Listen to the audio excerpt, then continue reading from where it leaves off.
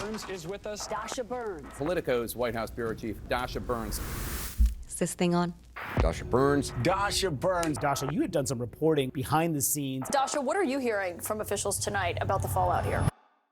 I'm Dasha Burns, and I'm the White House Bureau Chief at Politico, which means that every day, my job is to wake up, open my phone, and dig into what's really going on inside this White House. Dasha, why don't you kick us off? How soon might we see a deal, and what evidence can you share that progress is being made? Now, I have to confess, I'm not the typical Washington, D.C. insider, but I have spent my career covering U.S. politics across the country. Take a look behind me. This is the circus. It's the media circus. And I've gotten into it with some of the biggest names. I believe we need a 100% moratorium for a while to get this sorted. So, Steve, and really in a country made up of immigrants, you want a 100% moratorium on all immigration? Just for a while. I've had a front row seat to how President Trump has changed the way this country thinks and talks about politics. So we are paying for that treatment. All Americans who want it? For all Americans that get it.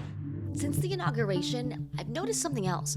President Trump and his team are fundamentally changing the power structures in Washington, D.C.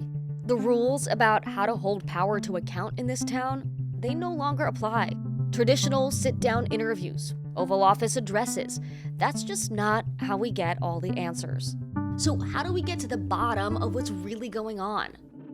I think it begins with a conversation, a plain old chat with the people pulling the levers of power and the ones fighting to get those levers back.